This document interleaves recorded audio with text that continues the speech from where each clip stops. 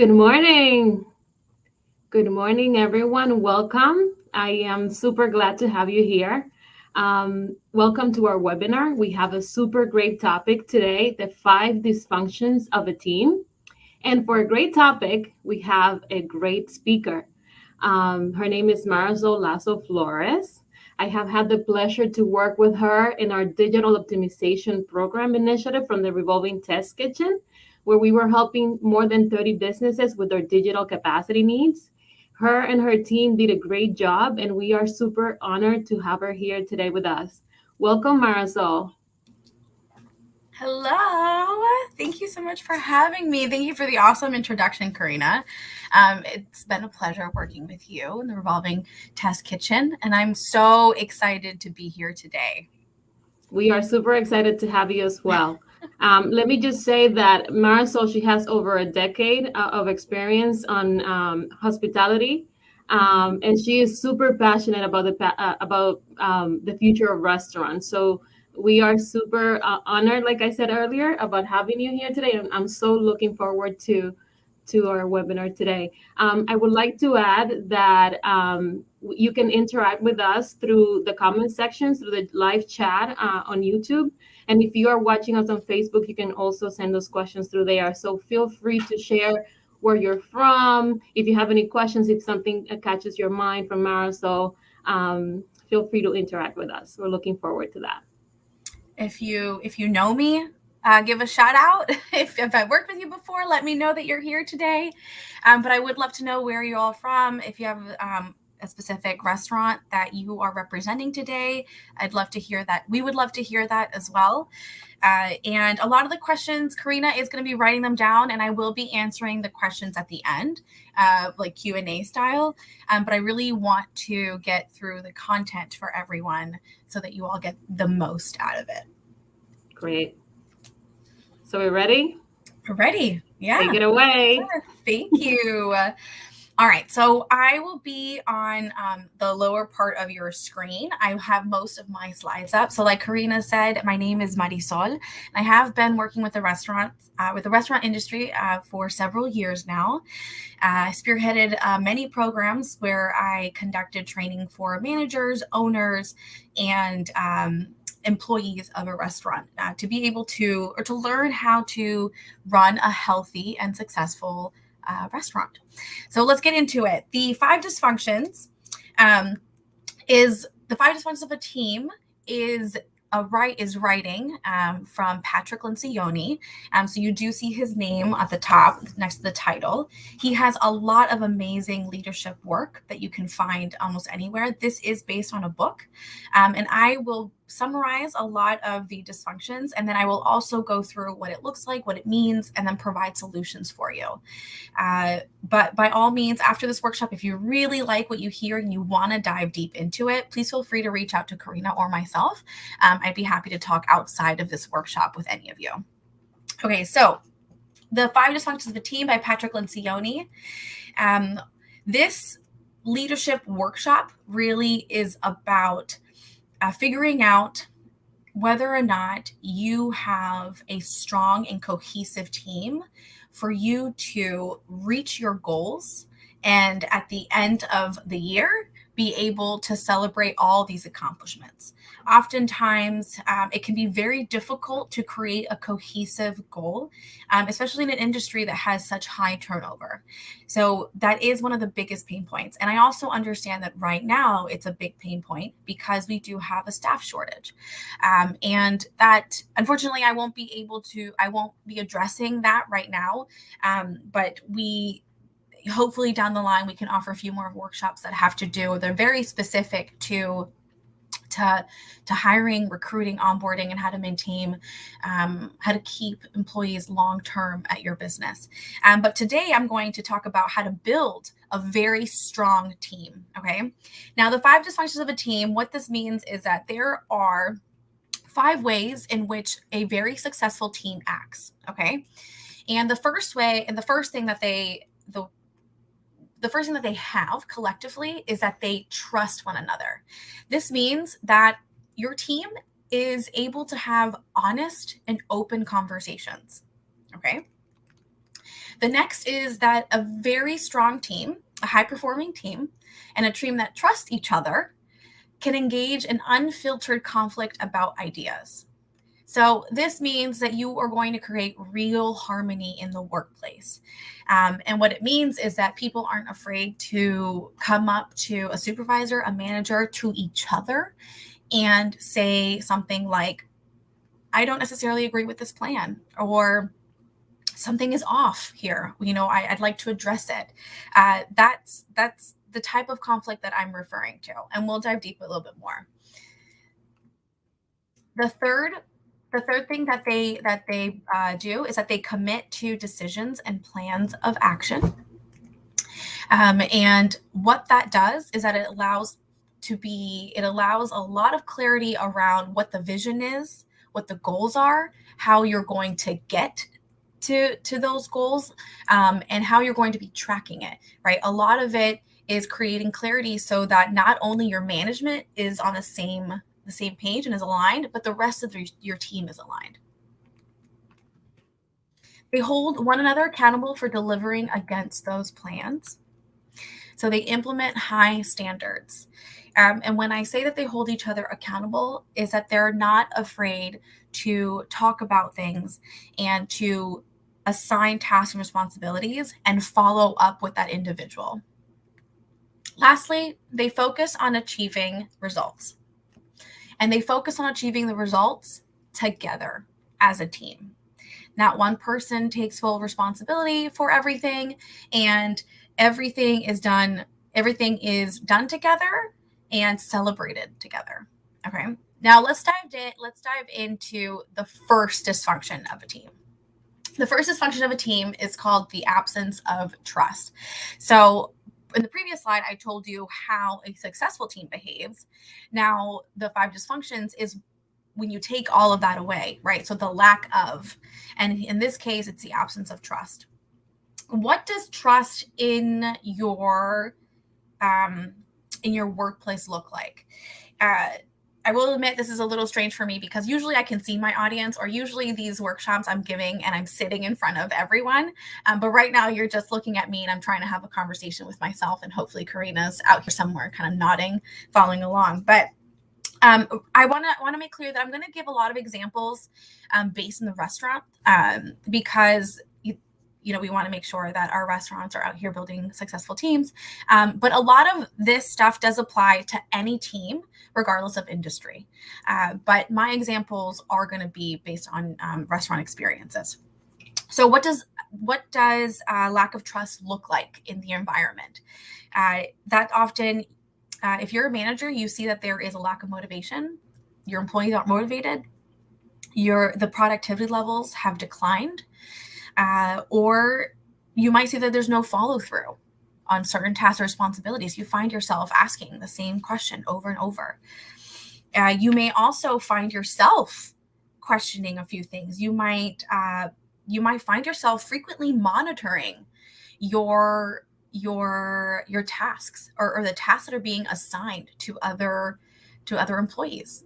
In other words, you might be micromanaging, or you might be burned out.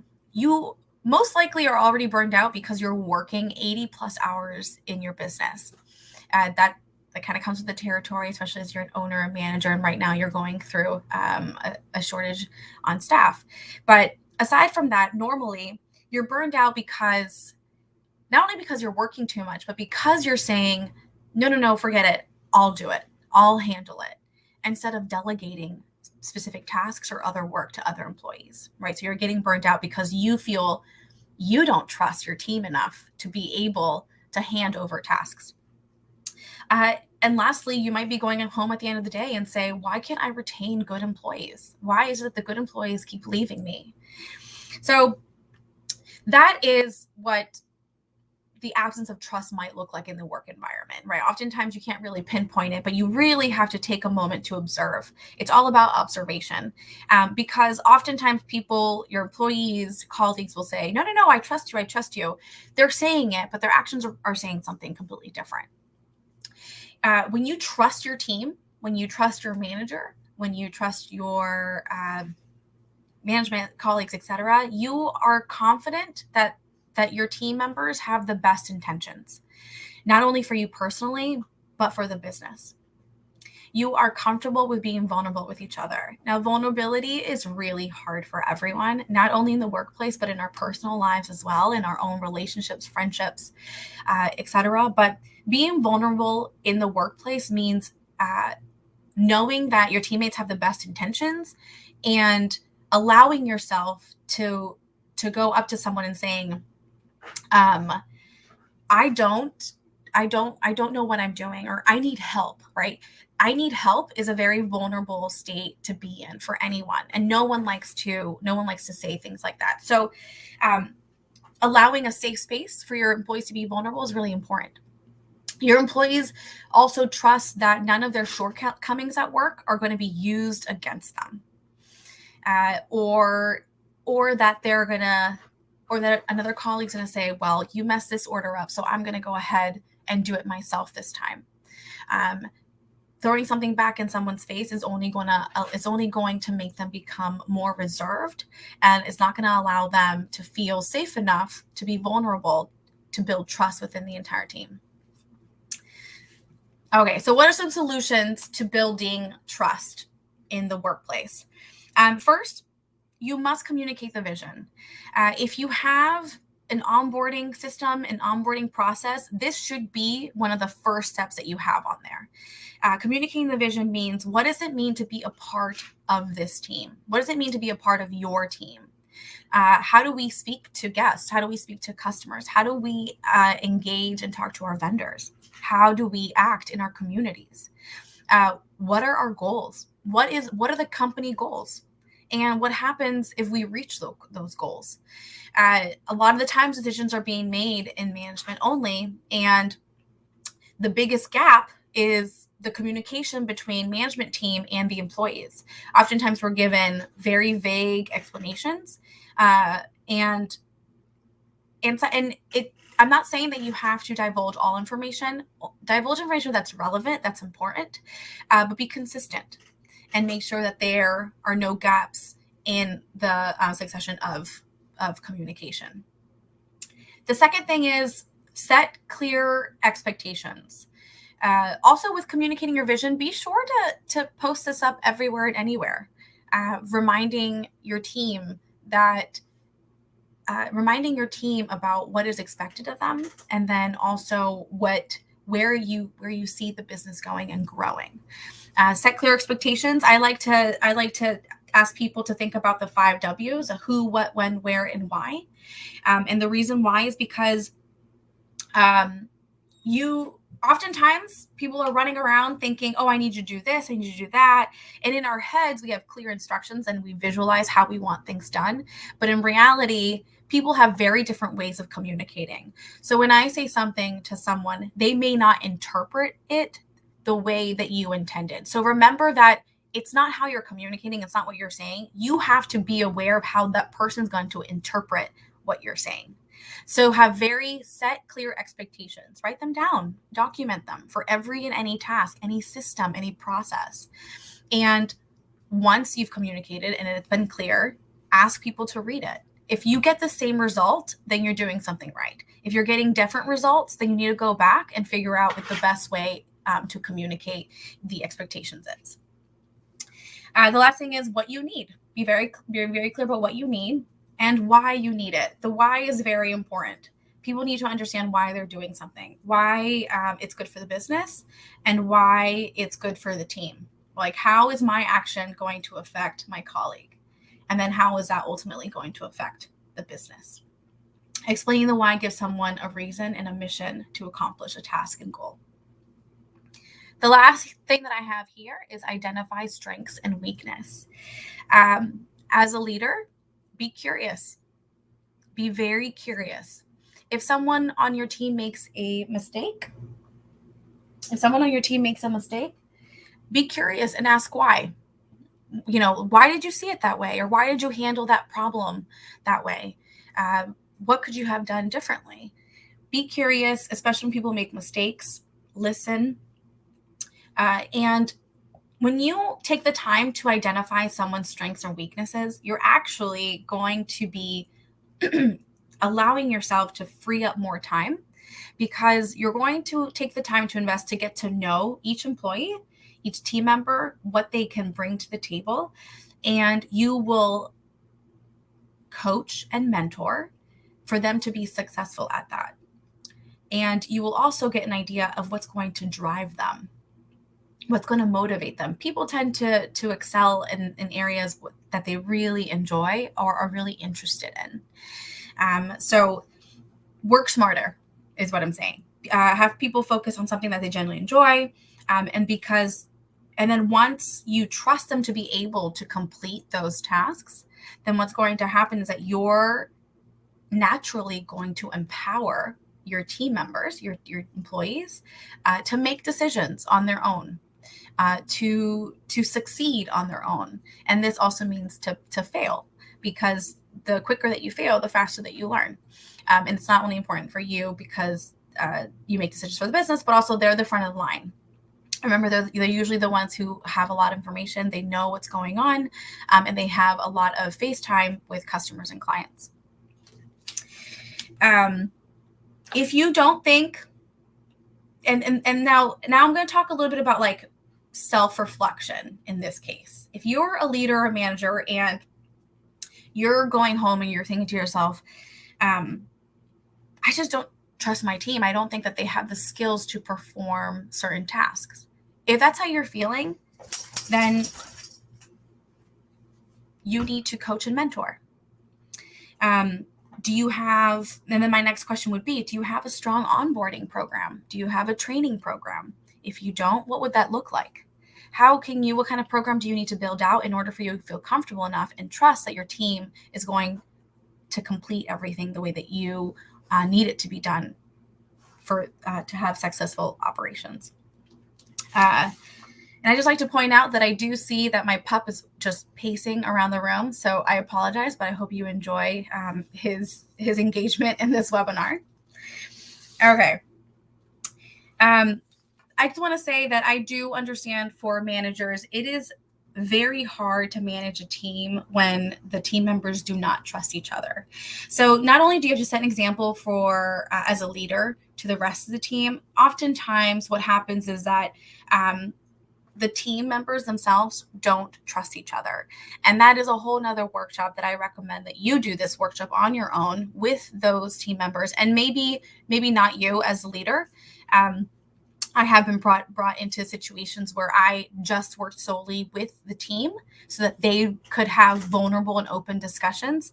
When you have someone in management or someone in leadership position, employees tend to not be as open. Okay, so we covered the first dysfunction. The second dysfunction of a team is the fear of conflict. Now, the fear of conflict is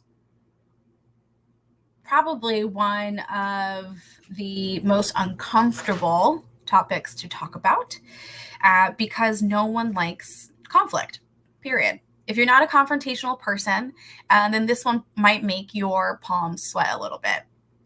And this goes for everyone. You know, if it's just a team, if you're a leader or you're a manager or supervisor in any way, I'm not going to assume that you like to participate in conflict because it is uncomfortable.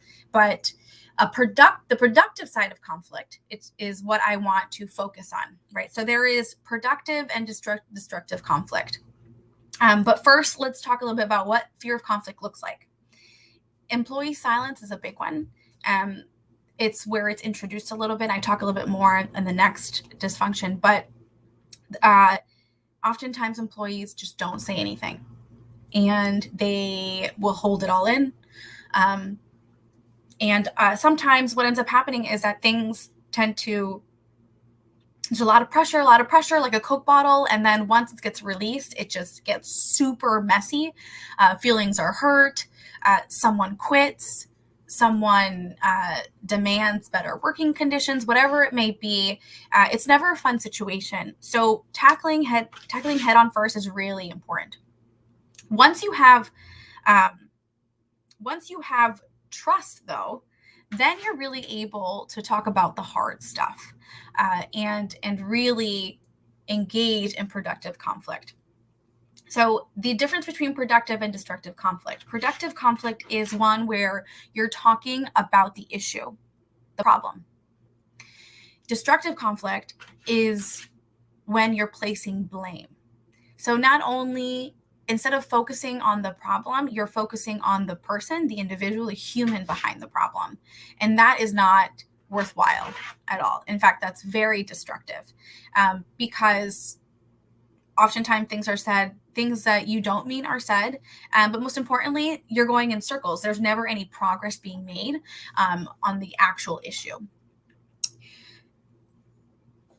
So let me go ahead and flip over to what some solutions are for you to be able to tackle the fear of conflict. Build an inclusive culture.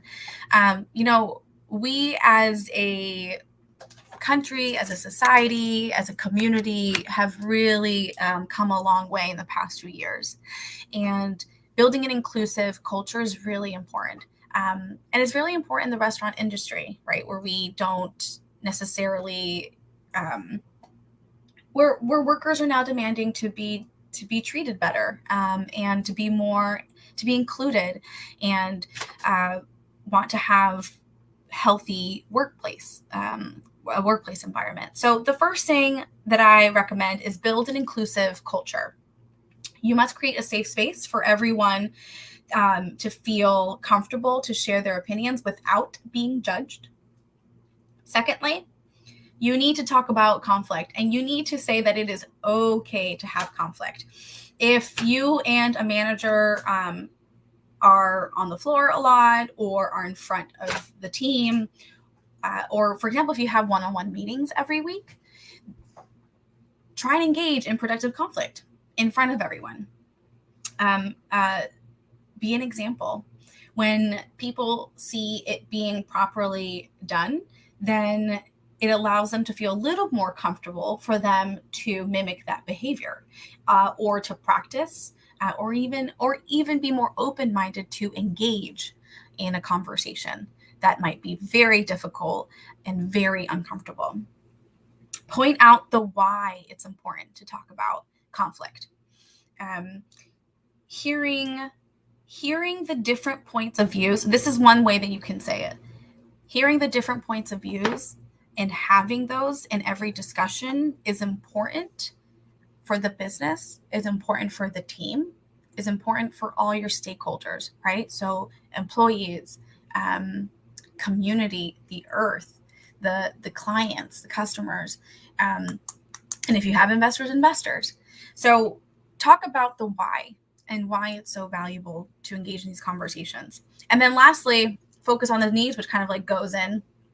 Do not make it personal. Always focus on the business. Always, right? So you say, okay, this mistake has been done, this error, we failed. How can we go back? Go back and review what happened, and talk specifically about the problem, the solution, and have a plan of action of how to move forward. Never place the blame game. So the focus on business needs. So for example, and I want to give a story because it's probably the best way that people can really relate and understand. So Stella is a new manager, and she's having a hard time communicating with a longtime employee. Her name is Stacy, right? So Stella is new. She is 6 months into the job, and Stacy has been at this restaurant for 4 years. That's a long time to have an employee, right? So obviously, she's very important, not only to the business, but to the community, right? Regulars see her, they love her. But Stella is having a hard time talking to her, engaging in conversation with her, because she's been there for so long. She kind of has gone, she's created her own habits, stuck in her ways, etc. Now, Stacy is not a manager, even though she's been there for a long time. And she's what we call an emotional leader. Okay. And an emotional leader is someone who still has a lot of influence and power without actually holding a title. But a lot of influence among their peers and team. And Stacy is coming in late, not completing her tasks, looking to the owner for excuses and to kind of wave it all off. And she's fun, right? Her teammates love her, but they don't necessarily ever really rely on her. She's not reliable, and it's affecting their work, but no one is saying anything, right? So at this point, Stella has two options. Either she wants to be liked by a very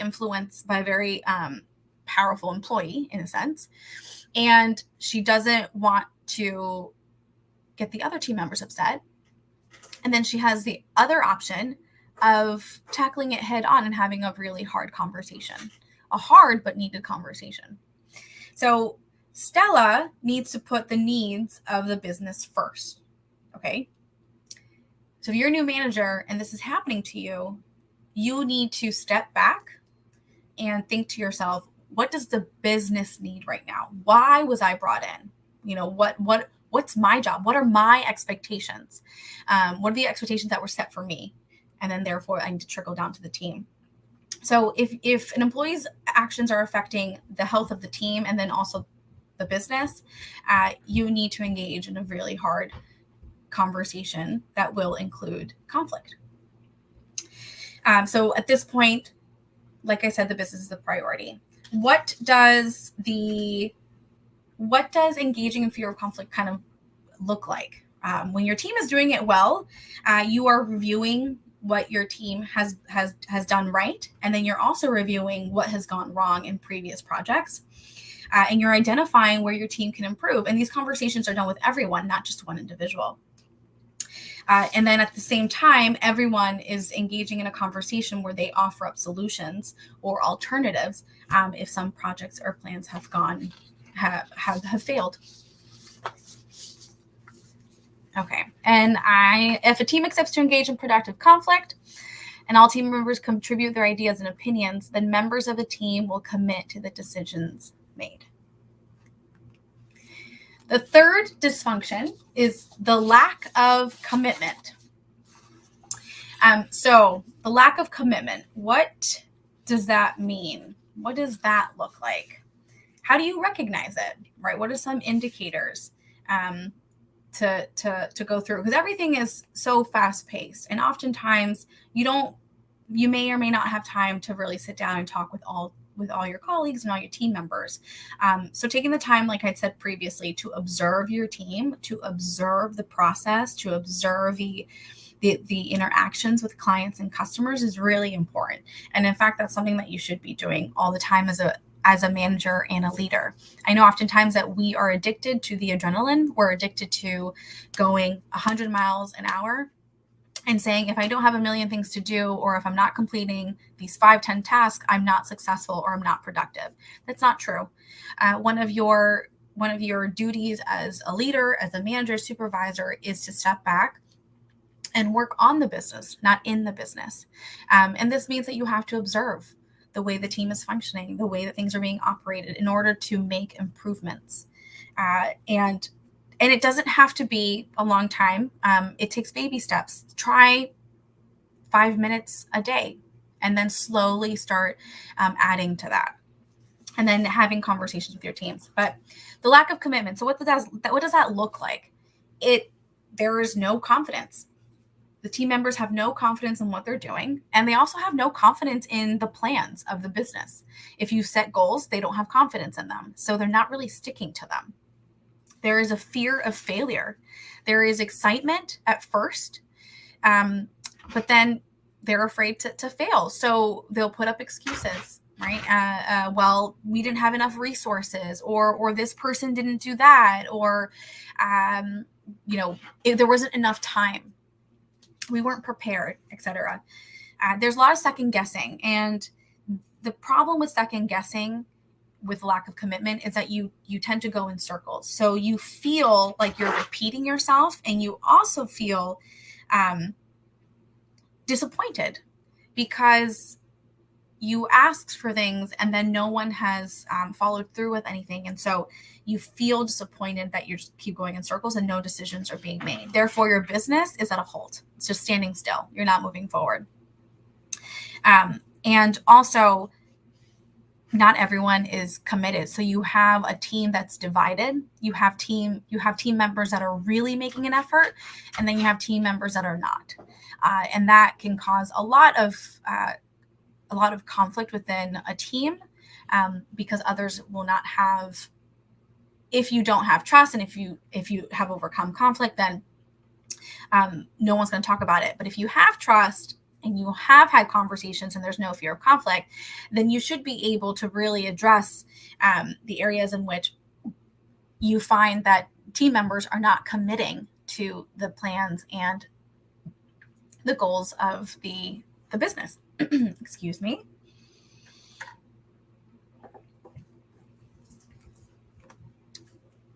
So what are some strategies to overcome the lack of commitment? And I love this little cartoon. It says right here, everyone finally agrees. The only consensus is that there's no consensus. Oftentimes, when people want to engage everyone, it's great to engage your team. It's great to engage all levels of employees in an organization. But oftentimes what happens is that it can be debilitating. And the reason why is because you as a leader are looking for consensus. Stop. I'm telling you right now, stop that. And the reason why is because you're never going to have consensus, right? It's people have different opinions. People are going to have different approaches, and that's okay. In fact, that is great. And if people are saying that and discussing this vulnerably and with an open mind, then that means that you have different solutions, different approaches, different alternatives to whatever the problem may be. And that's a really great thing because you're getting different ideas from different people. And so where I tell you here is, instead of asking, does everyone agree with idea, etc., and you get your votes, and some people are going to agree just to agree, either to get out of the meeting, they're not going to be committed, or they are following another person's answer, like a close colleague or an emotional leader. And then you believe that everyone's on the same side, but in reality, no one has said anything. And so the problem with that is that you're going to have people trying and people not trying. And so the question really should be, will everyone on this team try this solution for X amount of time? And then we will regroup in X amount of time to discuss the results, right? So you're asking the team to commit to an action, regardless if they agree or not. You explain the why, right? Because if we decrease the amount of waste, then our COGS percentage will not be so high, right? Or if we decrease, or if we increase the amount of sides that we sell, then we're going to increase our revenue. And this is good for everyone because at the end of the year, we can participate in profit share, whatever it may be. And when you ask people to commit to a specific action, even if they don't agree with it, they can agree to try something for a specific amount of time, and then later come back with feedback. The second strategy is get team buy-in and write out clear steps of action. So once you've all agreed to say, like, okay, yes, let's try this solution. How are we going to go about it? Set a specific amount of time. Make sure it's measurable. Make sure that someone or that people are owning the specific steps or deliverables, right? So that you can hold them accountable. Break down the problem, create the solution, and everyone must understand the course of action. Everyone has to be clear on that. If everyone hasn't attended the team, it's important that you have some sort of communication board, or a platform. You can use Slack, WhatsApp. You can have an actual board in your business. So make sure that you have a way of communicating all of this to your team. Every meeting must end with a clear decision and next steps. Lastly, ask for commitment and reward the success. As for commitment, oftentimes we will be like, okay, does everyone agree? Yeah, cool, let's go. But if you actually sit down and say, do I have your commitment? That's very powerful to look everyone in the eye, or be very specific, just that sentence. Do I have your commitment to this action plan? And make sure that everyone says something. If people are silent, then that means that you have to go back to the conflict and engage in another productive discussion about why this action plan isn't the right one, or why we should move forward, and then come back and discuss a different course of action. You also need to reward success, and this looks like very different ways. And I recommend that you ask your team what success looks like. What does success look like to them, and how would they like to be rewarded? The fourth dysfunction is the avoidance of accountability. So what does avoidance of accountability look like? And how do we create a culture where we hold each other accountable? My favorite, I love this dysfunction. I really love because, believe it or not, there are a lot of examples of what avoidance of accountability looks like. And the best examples are, personal, especially when I go into a restaurant and I have a workshop like this. But the common one that we all hear and that we've all experienced in some way, shape, or form is when someone says, that is not my job. So it could be your biggest pet peeve. It could be your employee's biggest pet peeve. Maybe you've said it in the past. Maybe you haven't. Maybe someone said it to you before. And when someone says that to you, it's very kind of catches you off guard a little bit. But then what happens is that when someone says that to an employee, to a coworker, there is a lot of resent that can build up. And also it can be very discouraging, right? So if you don't have trust, then you're definitely not all the way up here. But what happens is that when someone says it's not my job, or someone is not reliable, or there is someone who has an issue with accountability, then the consequence of that is that other employees will become discouraged, and they will lack motivation, or they will fall into the habits of bad employees that don't follow through, or don't stick to the expectations, or take shortcuts, or anything like that. When you have really great performers and that really trust, have productive conflict, are really committed, and they hold themselves accountable, when they see the rest of the culture like this, they see other employees that just don't care, that person's going to become discouraged, and they're going to fall into peer pressure, right? If you have more people who just don't care about the business, this person who does will eventually kind of just start behaving the way the others do. And that's not what you want. You want to make sure that everyone is moving forward together. People are also missing deadlines. Your inventory isn't stocked. Or maybe you go back and someone comes up to you and says, hey, we don't have any more fries in the freezer. And your mind is blown because you're thinking to yourself, we have a sheet. You're supposed to update it. When it's 1 or 2 bags left, I should be informed so that we can order it, etc. Like, small things like that, they affect the business because they will affect what you're delivering to your customers and your guests. So the work is starting to slip through the cracks. You also don't feel, if you're a leader, you also don't feel like your team is going above and beyond. And you feel that there is potential. You know that there's more potential. You know that your team can strengthen and improve. So what are some solutions to tackling the avoidance of accountability? Publish goals and standards. Summarize all key decisions. Explain the why. Clarify what winning means to you, the team, and to the business. Discuss what failing could look like. What does it look like if we fail? And if that does happen, how can we tackle that? Over communicate as much as possible.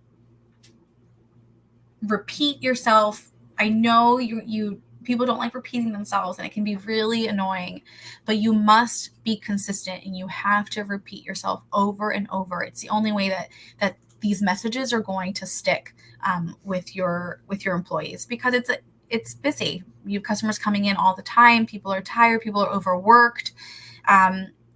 Sometimes employees don't feel appreciated. Make sure that you're inviting the type of culture where you're showing appreciation, but also that you're over communicating, even though it may sound a little tedious. Track and measure your progress. Create a scoreboard or dashboard. This is really fun. If you have, I would recommend Googling something like this, or feel free to reach out to me, and I'm happy to send you an example of what a dashboard looks like and what we've helped create with other restaurants. So have a dashboard of these tasks and responsibilities, or your goals, for example. Have them written out, specific amount of time, how you're tracking it, the measurements, and then most importantly, have the owner of who is tracking that specific task or goal. And someone should be assigned to it, and this person needs to be responsible for updating every week. And it works really well if these goals, if they need each other in order to complete like this entire dashboard, because your team will keep each other accountable. Like, hey, don't forget to fill out the board this week, etc. I recommend that you track and measure progress every week. A standing meeting every week with your team. If you're unable to do it in person, 10 minutes on the phone is all you need. 10 to 15 minutes is all you need on the phone for check-ins. No time for like chatting about anything else. What you do is you go to the list, the dashboard, 1 through 5. Okay, who's the owner? All right, go. How much? Let's see what revenue sales were for this week. The next person goes, okay, what was our labor percentage? What was our COGS percentage? How many sides did we sell? Whatever it may be, you quickly, boom, boom, boom, boom. Everyone's aware. Okay, our next week goals are X, Y, Z, and you just move forward. It should not be like a 30-minute call. It should not be something that everyone dreads. It should be fun. It should be straight to the point, like a huddle. Some people call it a huddle. Reward team achievements. Remember, at this point, you are all the way up close to the top of the pyramid. And what that means is that this is a collective win. Everyone is winning. There's not one person that is taking the credit for everything. You have to create this type of identity where it's not a family, but you really trust each other as a team. And when someone fails or something happens, everyone feels it. Everyone. And when you have a win or you're successful, everyone feels it. And everyone is excited about it. So that's what it means to really think about, to create an identity where it's the whole organization and not just one individual. Okay. And when you have achieved accountability with all team members, your team will be quick to ask questions. Your team will not be afraid to question each other. Oftentimes, like there may be an age thing where someone will not feel comfortable correcting another employee, or maybe a language barrier, or maybe a culture barrier, right? And so you have to work really hard to identify what the barriers and the gaps are, and work towards being able to build that trust, to then eventually everyone hold each other accountable. They respect each other and the business, and they hold and they apply the same standards across the board. And then this is my favorite one. They peer pressure poor performers to improve. So as you go up the pyramid, it may not be for everyone. So what's going to happen is that your strong employees, your strong coworkers are going to move up the pyramid with each other. And the ones that don't agree or do not fit your culture or just are no longer aligned with what you envision for the future of the team and the business are going to start falling out. And that's okay. That's okay, because it only takes one person to really create a toxic culture. So the fact that you don't have to do anything as a leader and get your entire team to really focus on someone who's not performing and not providing and not giving results, that's great, because you can trust that they can do that with each other. Without you having to get involved. You do not need to get involved with everything in the business, because you have to focus on working on the business, the vision, and growing, so that your employees are happy and that they still have a job. Okay, the last dysfunction is inattention to results. What does this mean?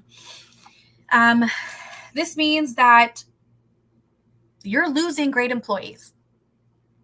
If you have employees that love to achieve, that like to see results, that like to be rewarded, that like to win as a team, and you're stuck here going in circles without being able to move forward, what's going to happen is that you're going to lose great team members. These people want to be individuals who like to see results, want to be on a winning team, and they want to see the progress, see where they're going. And if they're not in an environment like that, then unfortunately you're going to lose them. And also at this point, your business is suffering, right? So you're losing customers to your competitors. You're going in circles. Your team is failing to learn from previous mistakes and not applying the learnings to new strategies. And your team members are getting distracted from the collective goal. The biggest dysfunction of a team is to focus on something other than the collective goals of the group. So this is where I talked about the individual and the collective goal. An individual is someone who's going to blame others for not achieving a specific goal, maybe their own goal. They will do almost anything to maybe get a different position, to get a higher up position. The collective goal is, what can we do together? How do our actions affect our work? And how can we work together to meet these goals, to make our business successful? And sometimes it's okay to think about yourself as an individual. If you have an employee, for example, who really wants to become a manager or supervisor, that is okay to strive for, to work hard for, but at the same time, that person is going to be making sure that the collective group is achieving those goals. So there is a good balance. But if you have one individual who doesn't care about the collective goal and just sees their own results and say, like, well, I delivered this, therefore I'm a winner. But in reality, the conversation is going to be hard, because if the business loses, we all lose, no matter the effort that each individual did, right? When someone looks at our business, they look at the entire business as a whole. They don't point at one employee. Strategies to overcome inattention to results. Define success. If your team is keeping each other accountable, then they will push to achieve the collective goal. Try and break this down into bite sizes. Something really big can be overwhelming. Just as an individual, personally, it can create a lot of anxiety or stress. Break them down to smaller milestones. The second is publish results and provide incentives. Publish results every week. Just print them out. Create a system. Create a process for this. Have it documented. Assign an owner to this, someone who's responsible and excited to publish this every week. And the last thing is lead by example. As a manager, your priority and your role is to unite. Your role is to inspire. Your role is to develop, mentor, and to drive the team. So you have to make sure that you are their most dedicated cheerleader, their most fierce cheerleader, and also their more fierce protector, in the sense that you are intentionally creating a safe and inclusive culture and workplace for your team to achieve everything they need to achieve, and for them to trust each other, to participate in really hard, tough conversations, commit to the decisions and action plans. Remember, you don't ask the question, like, do we all agree? It's, will you commit to trying this solution out for X amount of time? They hold each other accountable. And lastly, they focus on achieving the collective goals.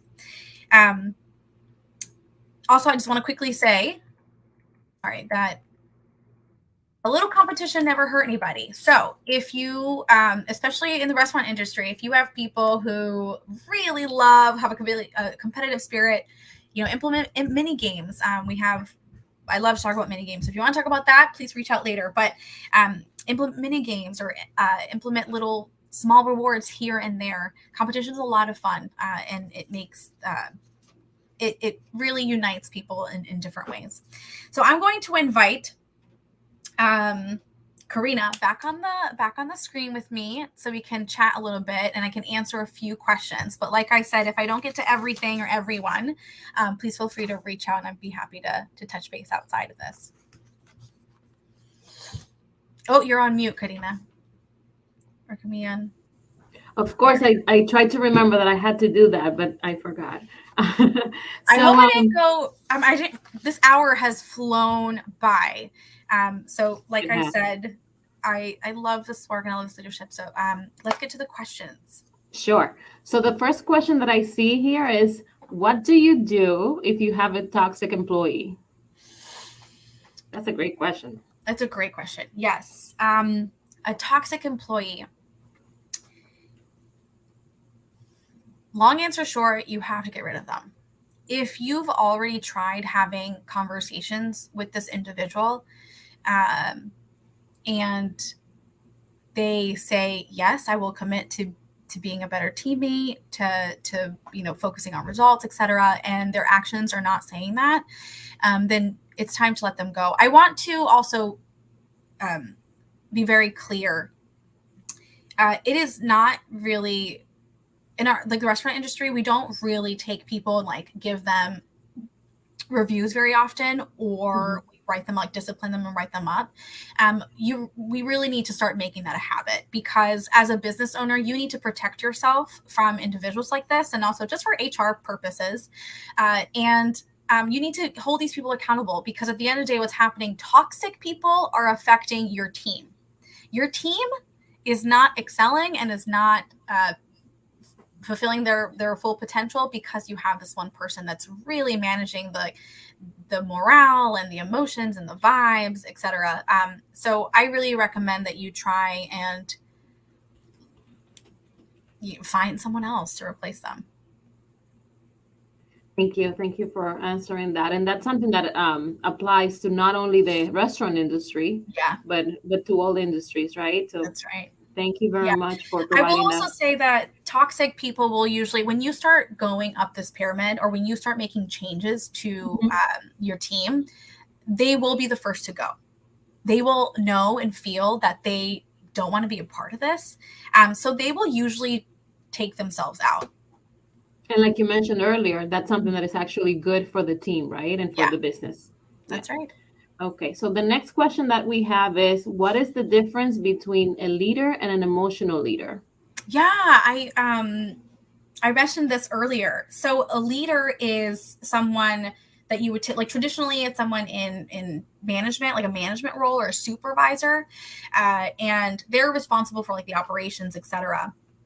But an emotional leader is very key. An emotional leader is someone who knows everyone on the team and who has a lot of influence as to what the team says or does. And they can really sway one team to go one way or the other, even if it's not what they feel or want. So these are very influential and powerful people on a team. And usually they're great. They're the people that you go to, that managers will go to, like, hey, I need your support. Like, I need you to champion this for me. Once you have, to get the buy-in, it starts with management. Management has to be bought in. Then you get your emotional leaders, and then it starts to trickle down. So that's the order that you should start implementing new change into your business. I see. So this next question is it's really important.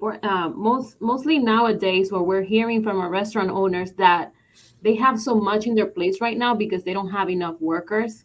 Sometimes they don't have the time to spend in things that they really need to, Yeah. because they have to be, let's say, in the kitchen, making things happen. So the question is, how much time do I need to dedicate this in order for it to be effective? That's a really good question. Um, like I said, start very small. It's very small changes. So tomorrow or tonight, think about what you envision for the business. Think about, what does it mean to work for my business? What does it work like? If you're an owner or a manager or supervisor, what does it mean to work for um, Bunny, the restaurant, right? And just write down, this is how we behave. This is what we value. This is how we treat our customers. Just write that out and post it. Just posting it, or sharing it with your team, right? When you have your pre-meal or you have that little quick check-in meeting, and slowly start integrating these ideas. It just bite size will really go a long way. When you get to a point where you feel comfortable that you have a team, a proper team to move the business and operate the business, then that's when you really will start focusing on working on the business and the culture. Super important. So another question, all these questions are so good. So the next one is, I have a team with different personalities and cultural backgrounds. How do I approach different communication styles? Yeah. Um, that's a really good one. And I've worked with several restaurants that have a multitude of people working in them. I will say, though, a large percentage of workers in the restaurant industry are Spanish speakers. So if you are a restaurant right now that is that has Spanish speaking employees, my first recommendation is to go in and start labeling everything in English and in Spanish, right? Make it a more inclusive work environment. And the reason why I say that is because it allows for easier communication, right? It allows for learning both ways, for learning English, for learning Spanish, and that's but most importantly, it's not that you're labeling in English or Spanish. What you're saying, this action, what is saying to your team is that I hear you, I Mm-hmm. see you. Therefore, I will make this an inclusive work environment for every single person on this team. Um, and also, there are a lot of also different cultural things. Like, some people will not speak to management, right? They whatever manager says goes. But what happens is that you don't get their interaction, their engagement. If some people have been working in the restaurant industry for years, so they have a lot of knowledge. Making it a more inclusive environment, just asking them, hey, can I ask you something? What have you noticed? Tell me. It's the way that you're asking these questions. What's coming back to the kitchen that's being thrown out, right? Like, all this Mm-hmm. stuff. How can we save? They notice all these things, and just having that conversation is important. Oftentimes, also, people don't feel comfortable. Like, oh, you're doing that wrong. Don't do it. They'll notice it and they won't say anything. And that's a cultural thing. Sometimes there's like, it's not my place, is what they say. It's not my place. That's not my job. By slowly integrating, like, we will hold each other accountable. And by having that hard conversation, like, this is how it's going to be from now on, you're going to empower them to behave that way. But it's going to take time, because culturally, some people were just raised differently, and Mm-hmm. are really not comfortable with having hard conversations, questioning management, especially questioning management, and Yeah. questioning each other. Okay. Well, thank you very much, Marisol, for doing this for us today. Unfortunately, our time is up, but I wanted to share a couple of things. We're going to be doing this again tomorrow for our Spanish-speaking restaurant owners and anybody, Spanish speakers that are interested. So we're looking forward to seeing you guys tomorrow at 9. We'll be sharing some links with that. We're also going to have another webinar about social media presence, and that's going to be on November 8th. So stay tuned for more information on that as well. Remember, we have the revolving test kitchen at 420 Common Street. It's a shared commercial kitchen in Lawrence. Sorry, forgot to say that. 420 Common Street in Lawrence. Commercial kitchen that it's taking members. A great place to try your recipes, your business ideas, and get your food business started. Marisol, would you like to add anything else before we leave? Not at all. Thank you so much for the opportunity. This was so much fun. I'm excited to do it again tomorrow. And like I said, if anyone has any questions for you outside of this, please feel free to send them my way. Yes. Thank you very much. Thank We'll you. see you Have a good soon. one. You too. Bye.